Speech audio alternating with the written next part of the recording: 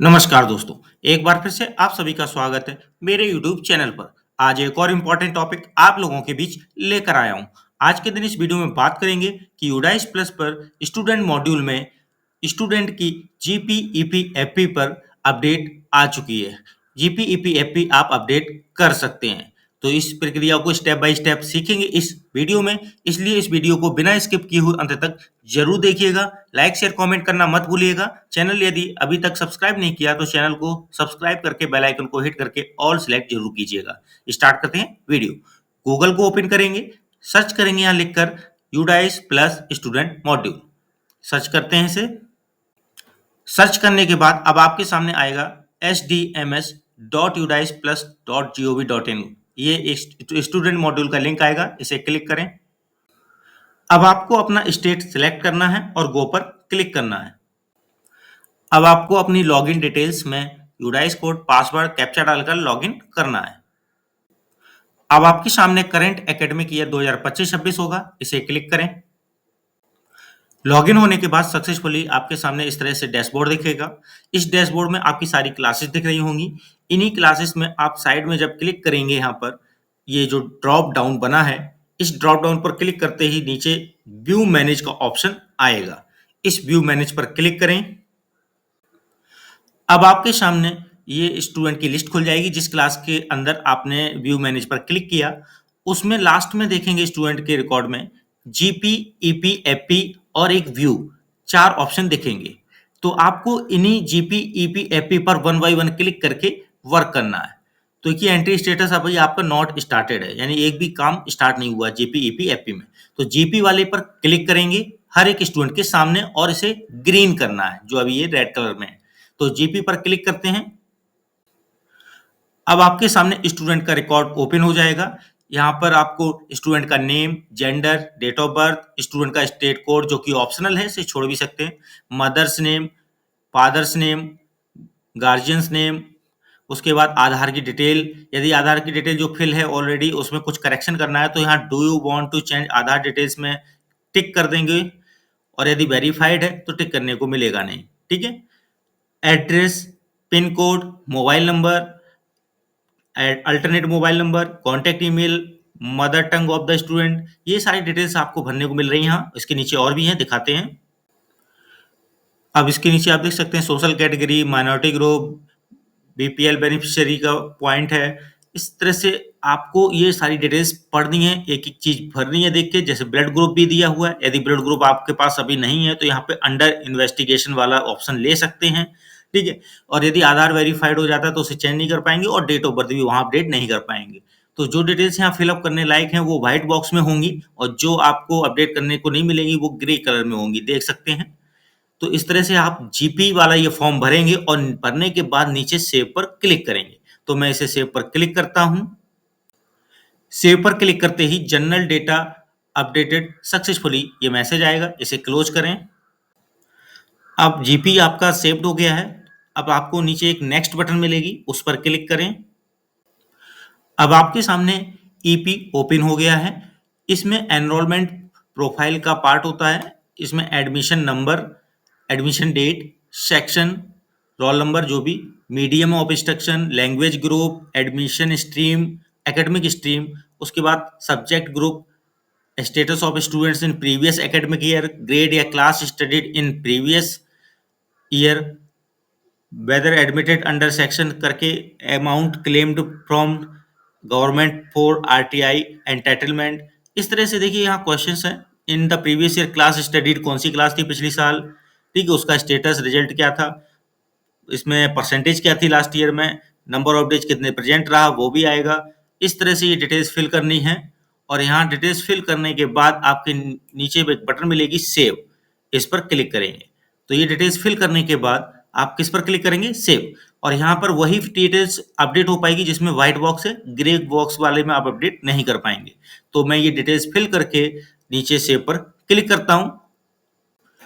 जैसे ही enrolment profile मैंने save किया, मैसेज आया एनरोलमेंट डेटा सेव्ड सक्सेसफुली। यहाँ एक क्लोज बटन होगी, क्लोज बटन करेंगे तो ये क्लोज के बाद एनरोलमेंट वाले पेज पर ही वापस ले जाएगा और फिर वहां नेक्स्ट करना पड़ेगा। इससे बढ़िया कि अगर अगले पेज आपको एफपी यानी फैसिलिटी प्रोफाइल पर जाना है, तो इसको तो सेव कर ही दिया है, आप नेक्स्ट यहाँ ही कर दें तो एफपी पर आराम से चले जाएंगे। तो मैं यहाँ पर नेक्स्ट कर देता हूँ। अब आपके सामने फैसिलिटी प्रोफाइल ओपन हो चुका है।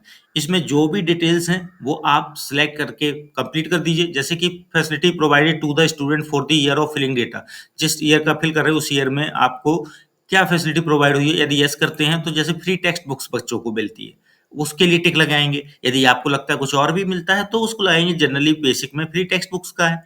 ठीक है, अब नीचे और भी ऑप्शन है, आप इसको टिक करेंगे। उसके बाद whether facility provided to student in case of CWSN, यदि दिव्यांग होगा तब ये डिटेल आपको फिल करनी होगी। ठीक है, दिव्यांगता का प्रश्न पहले ही पूछ लिया जाता है। Whether student has been screened for specific learning disability, यदि इनमें से कोई ऑप्शन नहीं है आप, ठीक है, क्योंकि दिव्यांगता वाला कैटेगरी नहीं है इस बच्चे का। Whether student has been screened for autism spectrum disorder, इसमें ऑप्शन लगाना है, इसको पढ़िएगा। Whether student has been screened for attention deficit hyper active disorder, तो यानी प्रॉब्लम्स वाले स्टूडेंट के लिए है। और आइडेंटिफाई एज ए गिफ्टेड या टैलेंटेड स्टूडेंट है जो भी। Does the student appear in the state level championship, यदि किसी स्टेट लेवल चैंपियनशिप या नेशनल लेवल चैंपियनशिप में प्रतिभाग किया है, ओलंपियाड में किया है तो यस करेंगे। Does the student participate in NCC NSS scout and guide में किया है पार्टिसिपेट तो यस करेंगे। Whether student is capable of handling digital device, यदि डिजिटल डिवाइस को हैंडलिंग करना उसे आता है इंटरनेट के साथ तो उसे यस करेंगे। स्टूडेंट की हाइट कितनी है सेंटीमीटर में लिखेंगे। स्टूडेंट का वजन कितना है किलोग्राम में लिखेंगे। स्कूल से दूरी कितनी है उसकी घर की, ठीक है, तो उसको यहाँ पे इंडिकेट करेंगे। और हाईएस्ट एजुकेशन उसके मदर फादर में या लीगल गार्जियन में किसकी है तो वो यहाँ पे इंडिकेट करेंगे। जो हाईएस्ट है एजुकेशन गार्जियन में, फादर मदर या कोई भी लीगल अब बाबा को उसकी, ये सारी डिटेल्स यहाँ पे फिल करने के बाद आप नीचे सेव करेंगे। तो मैं यहाँ पर डिटेल सारी फिल करने के बाद क्लिक करता हूँ सेव पर। तो देखिए जैसे ही सेव किया तो मैसेज आया facility data has been saved successfully, यानी ये जो फैसिलिटी प्रोफाइल था पेज उस पर जो भी डिटेल्स मैंने फिल करके सेव किया तो सेव्ड हो गया। अब मुझे इसको क्लोज करेंगे तो इसी पेज पर वापस आ जाएंगे और फिर मुझे नीचे नेक्स्ट करके ही आगे जाना पड़ेगा। इसलिए मैं क्या करता हूँ यहाँ पर ही दी गई नेक्स्ट बटन पर क्लिक करते ही अगले पेज पर चला जाऊंगा। अगला पेज कौन सा आने वाला है, प्रोफाइल व्यू। ठीक है, प्रोफाइल प्रीव्यू, क्योंकि जीपी ईपी एपी यानी जनरल प्रोफाइल, एनरोलमेंट प्रोफाइल और फैसिलिटी प्रोफाइल भरने के बाद लास्ट में एक प्रोफाइल का प्रीव्यू दिखाता है, उसको कंप्लीट करना होता है। इसलिए फोर्थ वाले पार्ट पे भी जाना जरूरी है। तो मैं यहाँ पर नेक्स्ट करता हूँ फैसिलिटी प्रोफाइल सेव करने के बाद। तो यहाँ नेक्स्ट करके देखता हूँ क्या आता है। अब आपके सामने एक प्रीव्यू आ रहा है, ठीक है, प्रोफाइल प्रीव्यू। इसमें आप हर एक इंफॉर्मेशन बच्चे से जुड़ी हुई एक बार देख लें।